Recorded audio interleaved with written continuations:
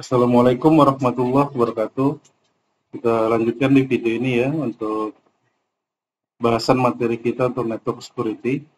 Kita akan membahas mengenai firewall.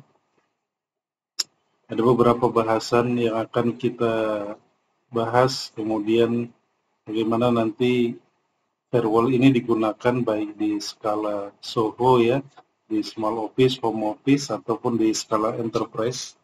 Nah, untuk firewall itu sendiri, ini kita lanjut saja ya, merupakan perangkat keamanan jaringan yang memantau dan memfilter lalu lintas jaringan masuk dan keluar ya. Artinya nanti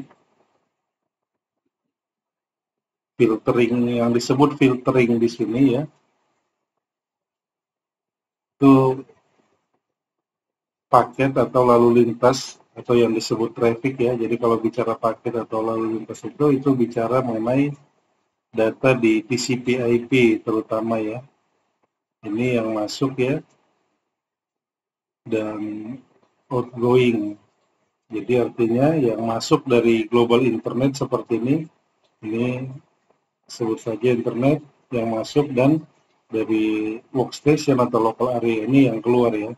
Nah, bagaimana proses filter itu ya? Nanti itu dilakukan oleh firewall ya, berdasarkan kebijakan ataupun policy yang dibuat suatu organisasi ataupun perusahaan, ataupun di skala kecil seperti di rumah atau di small office ya, yang sudah kita buat rules sebelumnya ya, atau yang telah ditetapkan sebelumnya. Jadi kalau bicara firewall ini banyak arti ya, atau definisi yang bisa kita jabarkan ya. Seperti tadi paket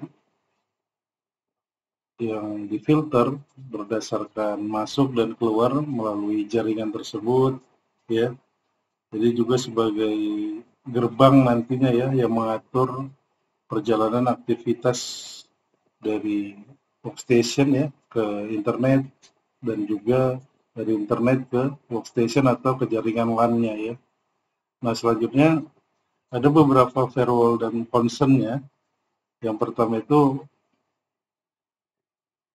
perangkat keamanan jaringan yang digunakan untuk memonitor dan mengontrol lalu lintas jaringan masuk dan keluar tadi ya, berdasarkan aturan keamanan yang telah ditetapkan. Ini termasuk juga bagaimana firewall dan concern-nya itu dilakukan nantinya ketika kita menerapkan firewall ini ya. Jadi misalnya di dalam sebuah perusahaan itu firewall itu diletakkan di posisi ya antara jaringan internal perusahaan dan internet ya, ke arah publiknya, untuk mencegah serangan dari global internet ya, seperti DOS ya, malware, dan percobaan atau teknik hacking lainnya. Jadi di sini topologinya itu seperti tadi ya. Jadi dari global internet sebelum masuk ke perangkat router, biasanya perangkat router ya yang akan mendistribusikan nanti internet dan lainnya ya ke sebuah workstation ya. Nah, di sini akan ditempatkan yang disebut firewall tadi ya. Jadi di sini nanti yang mengatur lalu lintas paket ya. Jadi ketika contohnya ya, ketika ada user akan mengakses ke internet, nah di firewall ini akan dibuat yang disebut tadi policy atau kebijakan tadi ya. Apakah ketika user A ini, misalnya ini user B, akan mengakses internet itu dipermit atau diizinkan atau tidak dibolehkan atau diblok gitu ya. Nah, yang kedua, firewall dapat dikonfigurasi pada berbagai level, termasuk di OSI layer, termasuk ini ya, ada di network layer, di transport layer, dan di lapisan aplikasi. Jadi contohnya ini, misalnya di dalam perusahaan itu, firewall itu dikonfigurasi untuk mengizinkan akses ke server tertentu gitu ya. Nah, ini artinya bisa kita menggunakan dari berbagai level ini ya.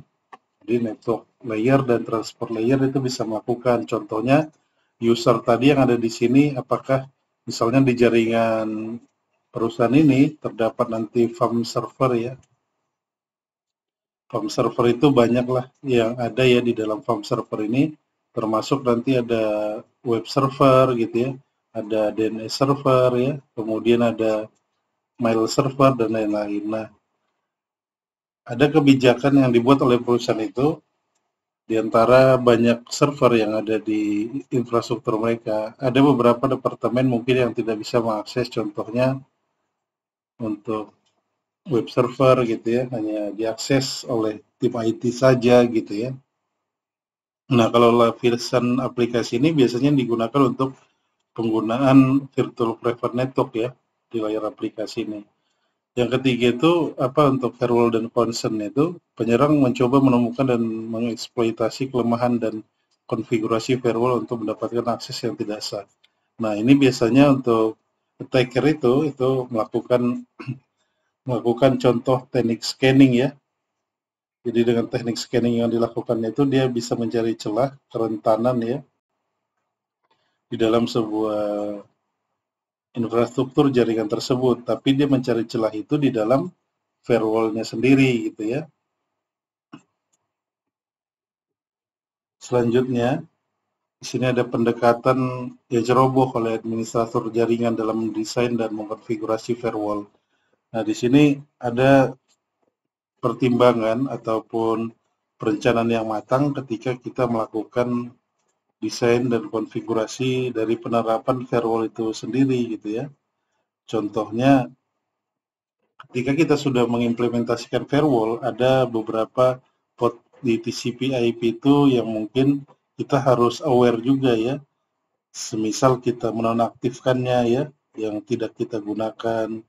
Jadi itu untuk menutupi celah kerentanan di infrastruktur jaringan tersebut. Contohnya yang aman itu untuk misalnya port di TCP/IP itu ada 22 ya, 23, 21 dan lain-lain ya.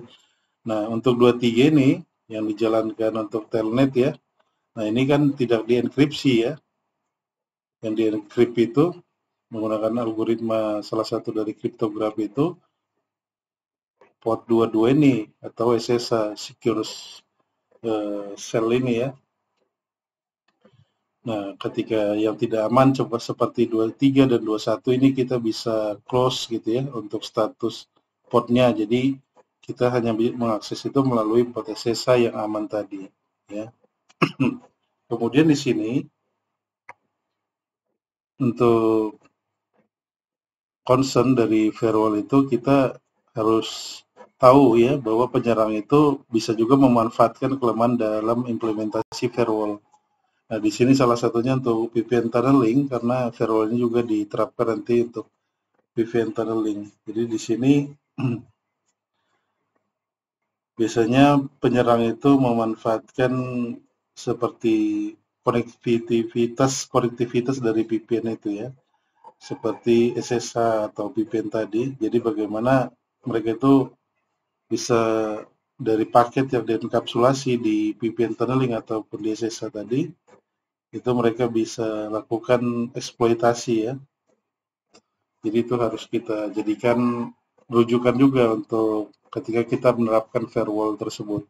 Nah, selanjutnya di sini apa yang dilakukan oleh firewall itu ya. Yang pertama itu ada prevent network scanning. Nah, prevent network scanning ini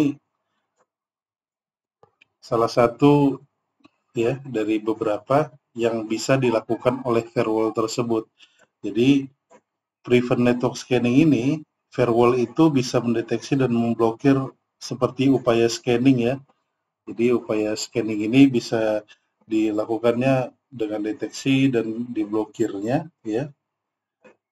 Tentu ini bekerja nanti di infrastruktur jaringan ya. Nah, scanning jaringan ini juga biasanya melibatkan pengiriman sejumlah besar permintaan ke berbagai alamat IP ya. Jadi nanti konsepnya itu menggunakan IP address ya ketika melakukan scanning itu. Jadi contohnya firewall itu kita bisa konfigurasi untuk mengenali pola traffic atau lalu lintas yang mencurigakan ya. Jadi kita bisa memonitor ketika ada sejumlah paket besar ya dari misalnya dari ini tadi dari internet ya dengan adanya firewall di sini tadi. Nah, kemudian di sini ada workstation-nya ya atau jaringan LAN-nya ya. Nah, ketika Kemudian di sini juga terhubung nanti ke farm server tadi ya. Ketika ada permintaan yang besar ya, ke salah satu farm server yang ada di sini, kita bisa memonitor dan mendeteksi tadi ya, untuk prevent network scanning ini. Nah, itu harus kita jadikan bahan analisa ya. Ketika ada permintaan paket yang besar tadi, misalnya ke sebuah port ya, ke sebuah IP address ya, dalam waktu yang singkat tentu ya, ketika kita menemukan hal-hal ini. Jadi kalau dalam waktu singkat itu terdapat mungkin permintaan ataupun konektivitas yang banyak itu ke port tertentu atau IP address tertentu ya, kita harus melakukan analisa ya. Jadi nanti firewall itu bisa kita konfigurasi untuk mengenali pola-pola tersebut ya. Nah, kemudian yang kedua kontrol traffic ya. Jadi di sini firewall itu mengatur lalu lintas jaringan berdasarkan rules yang kita buat ya. Untuk memastikan hanya lalu lintas yang kita izinkan paket yang masuk dan keluar tadi, kita permit ya, atau kita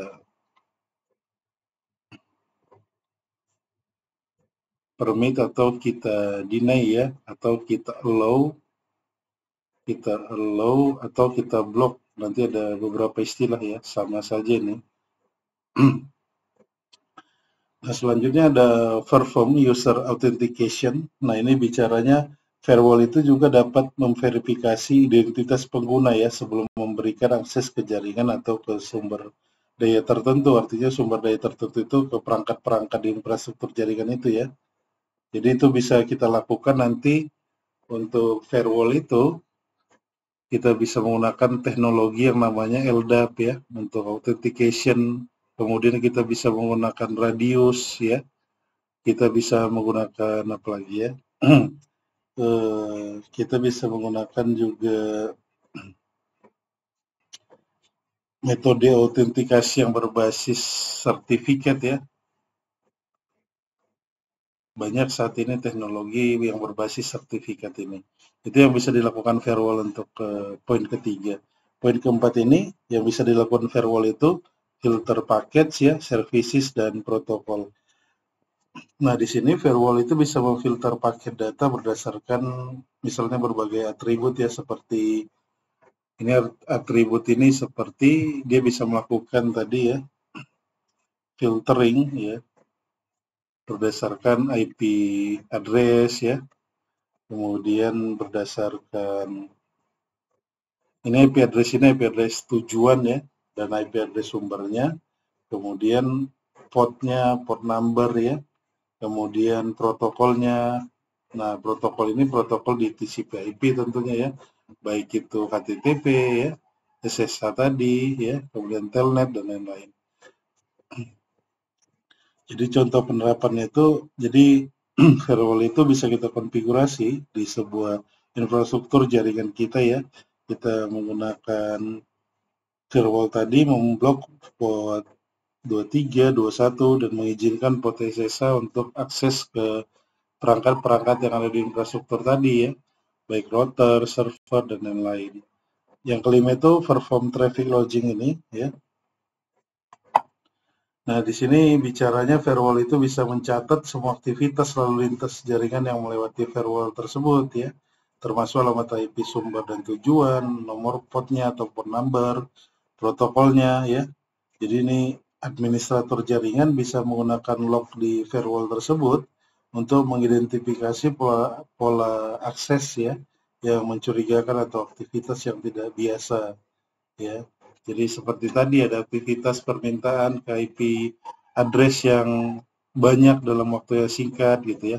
Nah, itu ada pencatatan atau lognya yang bisa kita dapatkan di dalam perangkat firewall tersebut. Kemudian kita bisa melakukan untuk implementasi NAT ini ya, atau Network Address Translation ini. Nah, di sini kita bisa menggunakan NAT tadi ya untuk mengubah alamat IP kita. Nah, ini biasanya digunakan untuk ini ya, menyembunyikan alamat IP atau IP address internal dari jaringan eksternal ya. Nanti itu ditranslate-nya ya menggunakan IP public ya yang langsung terhubung ke internet. Kemudian prevent malware attack ini ya. Nah, ini mencegah dari serangan malware ya. Nah, firewall itu kita bisa gunakan, kita bisa konfigurasi untuk mendeteksi dan memblokir lalu lintas ya, seperti malware ataupun yang mengandung malware itu sendiri gitu ya. Itu kita bisa memblokir ya. Kemudian di sini ada keterbatasan juga untuk firewall ini. Yang pertama itu ada firewall itu tidak mencegah untuk network berdasarkan serangan backdoor ya. Nah, serangan backdoor ini firewall itu tidak bisa mendeteksi atau mencegah serangan backdoor yang memungkinkan penyerang mengakses sistem tanpa terdeteksi ya. Backdoor ini contohnya yang sering kita install ya, ataupun yang diinstal oleh malware secara manual ataupun si penyerang itu yang telah mendapatkan akses. Jadi kalau misalnya si penyerang atau attacker itu sudah berhasil memasang backdoor pada perangkat server melalui exploit software ya, jadi firewall itu tidak akan mampu mendeteksi atau memblokir akses yang dibuat oleh backdoor tersebut gitu ya. Kemudian firewall does not protect the network from insider attack ya. Nah, ini bicaranya mengenai serangan yang ada dari dalam ya. Contohnya firewall itu tidak bisa melindungi jaringan dari serangan yang dilakukan oleh insider, atau insider itu orang dalam ya, seperti karyawan ataupun mitra di sebuah perusahaan tersebut ya, yang memiliki akses ke sumber jaringan tersebut. Firewall juga tidak bisa melakukan jika network design itu mengalami kegagalan ya. Jadi kalau ada di infrastruktur jaringan, baik itu di networknya mengalami kegagalan, itu tidak bisa dideteksi oleh si firewall itu ya. Contohnya jika desain jaringan atau konfigurasi firewall itu salah atau tidak sesuai yang disebut fault ini ya. Nah, itu bisa memungkinkan semua lalu lintas itu tidak bisa terdeteksi oleh si firewall itu. Dan firewall juga tidak akan mampu melindungi jaringan dari serangan luar ya. Ini harus kita hindari faulty dari configuration dan desain dari infrastruktur jaringan ya.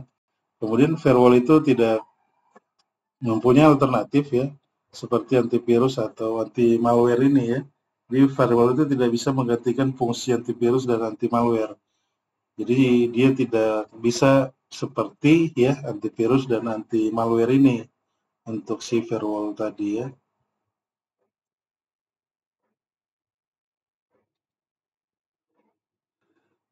Contohnya ya, meskipun kita sebutkan beberapa yang dapat dilakukan oleh si firewall tadi, seperti melakukan deteksi, memblokir ya, tapi firewall ini ada yang tidak dilengkapi antivirus, tapi saat ini kayaknya sepertinya ya, ada firewall itu yang sudah kompleks ya, dan diintegrasikan dengan artificial intelligence ya, untuk mendeteksi, memfilter ya, seperti perangkat brand-brand ataupun produksi dari Fortinet, Palo Alto dan lain-lain ya.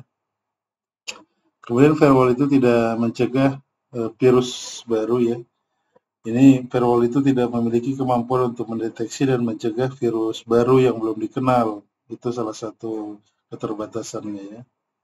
Kemudian firewall itu juga tidak bisa mencegah social engineering threats ya. Jadi social engineering threats ini atau serangan rekayasa sosial ini ya, yang dimanipulasi oleh manusia ya, untuk mendapatkan akses atau informasi rahasia. Ini biasanya serangan ini lebih menargetkan kelemahan manusia daripada teknologi ya, seperti bahasan kita selanjutnya.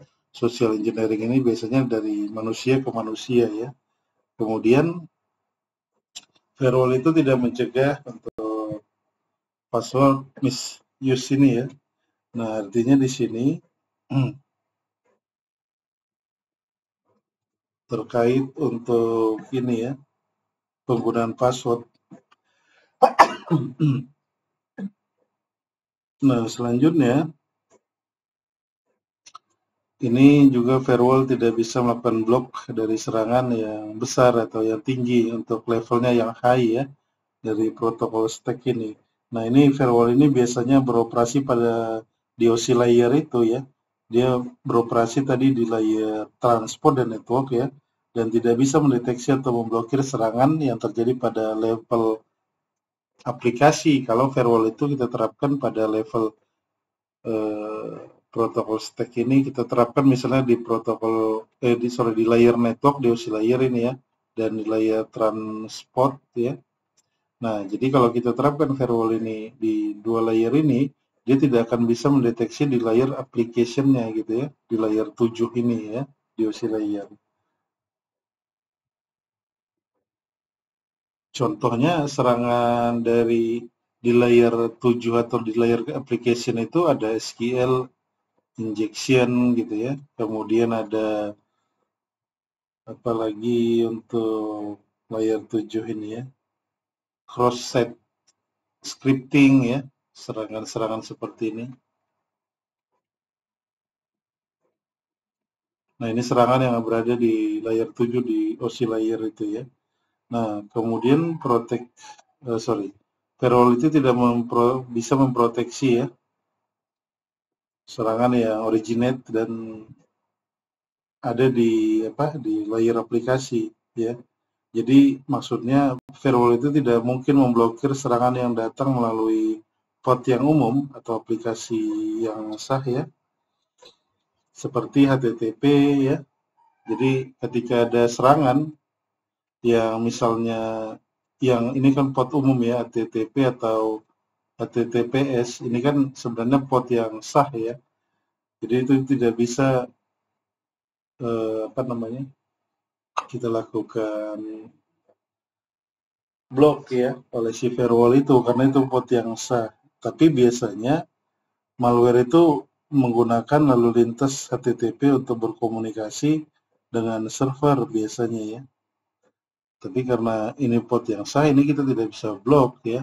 Karena kalau kita blok di sebuah infrastruktur jaringan, nanti untuk pengguna ya, itu tidak bisa mengakses laman HTTP atau HTTPS ini menggunakan browsernya, contohnya seperti itu ya.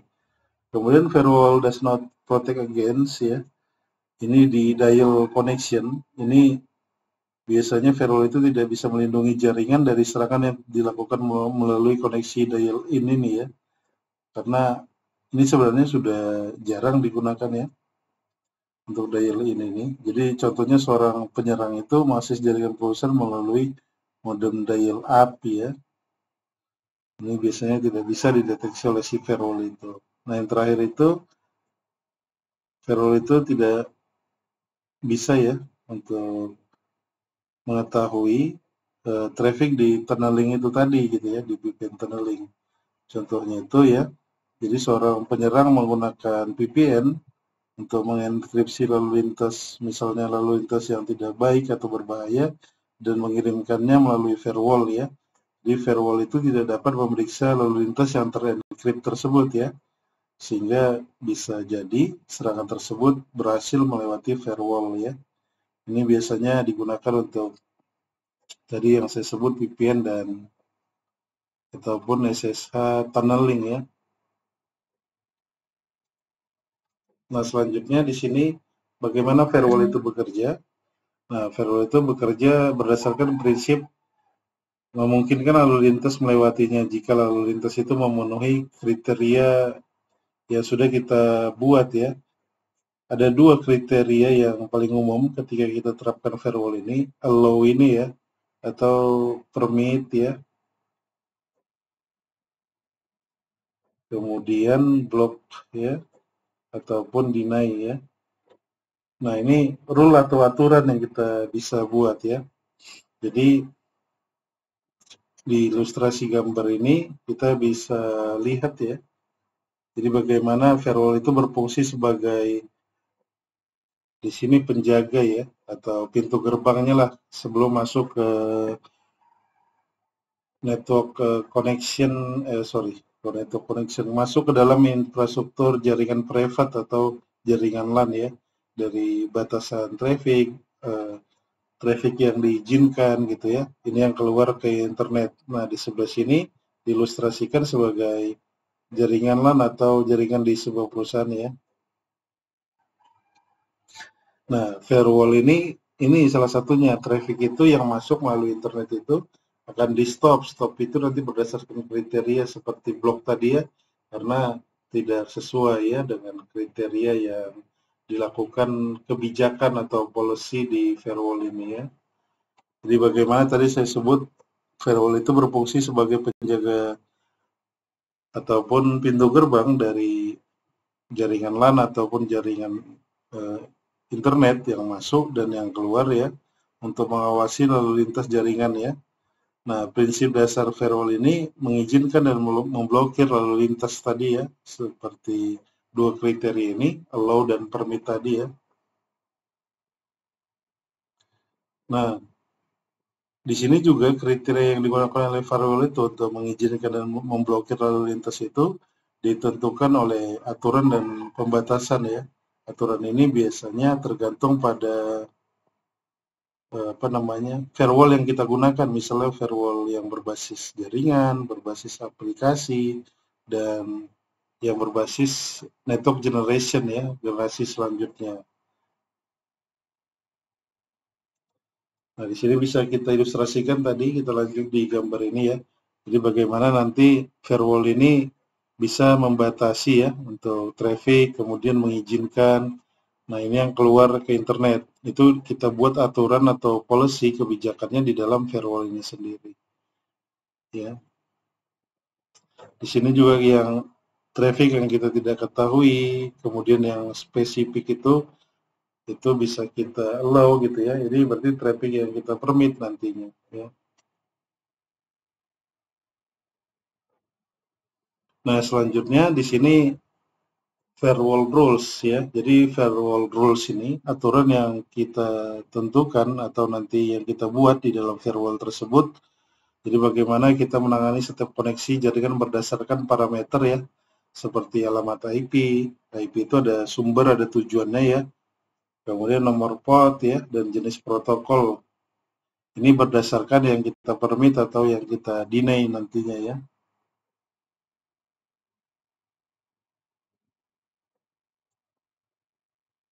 Nah, di sini contohnya untuk firewall rules ini, jadi sebuah firewall itu dapat kita konfigurasi untuk mengizinkan koneksi dari alamat IP, contohnya ketika berdasarkan parameter alamat IP atau IP address ini tadi ya.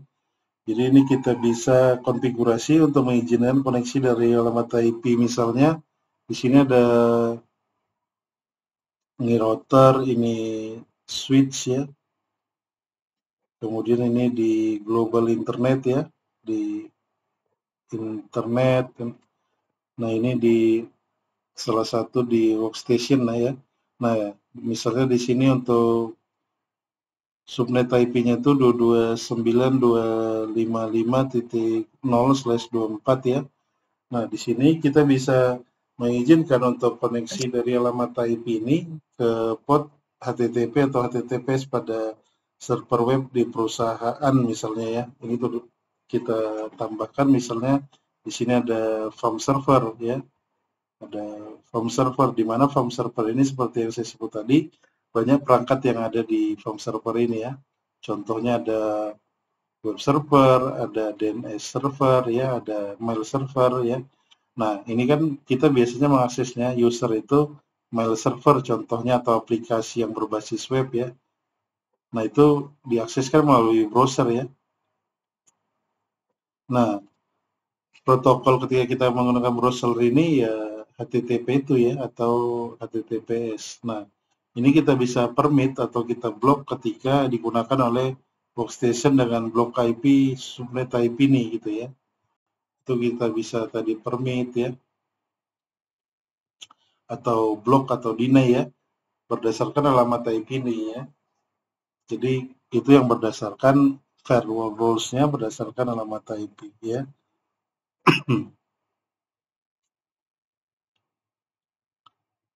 Ini yang bicaranya yang pertama ini ya, allow dan block connection. Nah, kemudian firewall rules bisa membantu administrator ya, bagaimana nanti dia mengcustomize access control ya, baik dari inbound ataupun incoming ataupun outgoing dan outbound network traffic ini ya. Nah, di sini aturan firewall itu memungkinkan administrator jaringan untuk menerapkan kontrol akses ya, yang disesuaikan untuk lalu lintas jaringan yang masuk dan keluar tadi. Jadi dengan aturan ini ya, customized access control ini ya, administrator itu dapat menentukan secara spesifik jenis lalu lintas yang diizinkan ataupun yang diblokir ya, sehingga meningkatkan keamanan yang sesuai untuk kebutuhan organisasi ya. Kemudian administrator define a rule set. Nah, ini bicaranya bagaimana administrator jaringan biasanya mendefinisikan sekumpulan aturan atau rule set ini ya, yang merinci layanan apa saja alamat sumber ya dan tujuannya serta protokol atau port number tadi ya yang diizinkan. Nah, rule set ini itu mencakup daftar aturan yang spesifik yang diterapkan oleh firewall ya. Contohnya ya aturan yang dibuat untuk mengizinkan akses ke email tadi ya. Nah, di email itu ada protokolnya ya seperti SMTP ya. Portnya itu biasanya menggunakan 25 ya. Tapi kita misalnya user di sini tadi kita izinkan untuk mengakses email ini, tapi untuk user ini kita bisa lakukan block ya untuk misalnya mengakses protokol yang berbasis FTP gitu ya. Nah, itu yang disebut salah satunya rule set ini. Jadi kita bisa atur nanti di network station itu di workstation itu atau di LAN itu bagaimana LAN itu bisa mengakses ke sebuah protokol tertentu, tapi ke protokol lain itu kita lakukan blocking gitu ya. Nah, tipe firewall itu ada hardware firewall ya, pertama. Jadi hardware firewall ini perangkat fisik yang dirancang untuk melindungi jaringan dari ancaman cyber, terutama ya, atau yang disebut dedicated standalone device ya.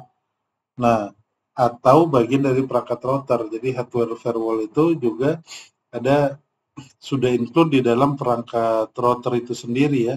Contohnya perangkat Ubiquiti gitu ya. Kemudian ada perangkat apa ya? Mikrotik ya. Perangkat router mikrotik. Nah, ini sudah include nanti firewall-nya ya yang bisa kita implementasikan. Nah, kemudian hardware firewall ini dirancang dengan antarmuka pengguna yang lebih sederhana. Jadi kalau kita gunakan firewall itu yang misalnya Palo Alto, Fortinet, mereka itu sudah mendesain firewall itu yang dibuat mereka dengan kompleksitas yang semakin bagus sampai saat ini gitu ya. Nah, itu kita bisa menggunakan GUI gitu ya untuk melakukan konfigurasi di firewall itu sendiri. Jadi interface-nya atau antarmukanya itu sudah user friendly ya. Nah, hardware itu menggunakan teknik penyaringan paket atau paket filtering untuk memeriksa header ya. Jadi kalau bicara header ini, header di protokol itu salah satunya ada alamat IP tadi ya berdasarkan source dan destination IP address ya, kemudian port number ya, gitu ya. Itu salah satu dari header paket ya di protokol itu. Nah, selanjutnya firewall ini juga dapat diatur untuk mengelola berbagai aturan kompleks yang diperlukan untuk keamanan jaringan skala besar. Nah, firewall ini juga bisa tidak hanya di jaringan besar ya, di jaringan skala SOHO pun bisa kita implementasikan seperti topologi kali ini. Jadi kita menggunakan hardware firewall ini ya, yang kita gunakan biasanya bagian dari TCP/IP di dalam perangkat router itu ya. Ini jaringan publik ya, dari internet, ini kita gunakan firewall-nya, ini ada access point, dan ini ada private local area network atau jaringan LAN-nya ya. Nah, ini public network ya, di warna merah ini, yang putih ini secure private network, karena sudah ada firewall di sini diterapkan ya. Nah, jadi hardware firewall ini sebagai tambahan ya, jadi perangkat fisik dia yang dirancang khusus untuk melindungi jaringan tadi ya. Jadi perangkat fisik itu contohnya seperti kalau Cisco itu punya Cisco ASA ya, kemudian ada Palo Alto ya, Nah, ini beberapa perusahaan besar ya yang menggunakan hardware firewall tadi ya. Kita bisa juga menggunakan router seperti TP-Link untuk di jaringan Soho gitu ya. Ada Mikrotik ya. Nah, ini juga harganya ada yang 300.000 yang bisa kita gunakan ya. Yang router board ya, kalau tidak salah. Ya, ada 1 jutaan ya untuk router board di Mikrotik ini. Nah, kemudian itu software firewall ya. Nah, ini lebih contohnya itu software firewall yang ada di PC kita ya, ada firewall yang ada di PC kita. Saya contohkan misalnya, ini salah satunya dari apa namanya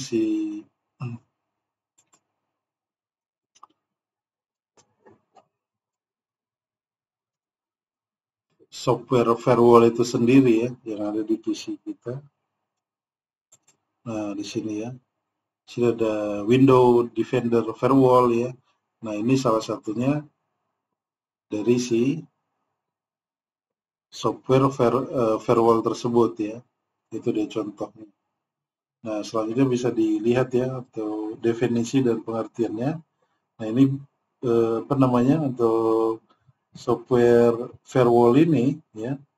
Selain yang ada di perangkat kita tadi, banyak juga perangkat PC kita tadi maksud saya.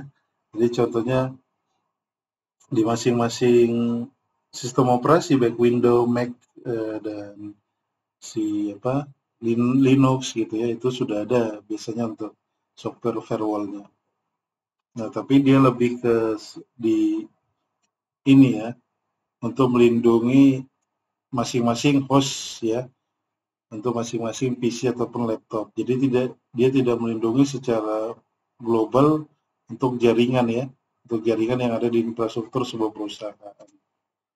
Dia hanya di masing-masing host atau laptop tersebut gitu ya. Nah, di sini juga ada firewall teknologi ya. Di sini ada apa namanya? Teknologi yang dibuat untuk layanan dari firewall itu ya. Bagaimana firewall itu nanti dirancang dan dikembangkan menggunakan berbagai layanan firewall yang berbeda ya. Jadi setiap layanan firewall itu menawarkan tingkat keamanan yang berbeda-beda tergantung pada efisiensi dan kecanggihannya ya. Nanti ada firewall itu bagaimana yang menggunakan deep packet inspection ya, seperti IPS gitu ya, atau next generation firewall atau NGFW ya. Ini NGFW ini biasanya sudah ada pada perangkat Fortinet ya. NGFW, next generation firewall ini ya. Nah, untuk teknologinya, contoh teknologi dan penerapan itu ada paket filtering firewall ya, ada stateful ya. Nah, stateful ini biasanya dia melacak koneksi jaringan yang baru yang sudah ada gitu ya, untuk membuat policy-nya atau rules-nya berdasarkan status koneksi yang kita buat nantinya ya. Nah, kalau di teknologi firewall services ini, selanjutnya bisa kita lihat di sini ya. Ada circuit level gateway, application proxy, virtual private network, stateful multilayer, application level, network address translation, termasuk juga NAT ini tadi ya. Untuk pembahasan selanjutnya kita akan bahas di video selanjutnya ya, untuk penerapan dari firewall ini tadi.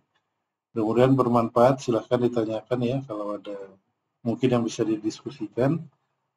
Terima kasih. Assalamualaikum warahmatullahi wabarakatuh.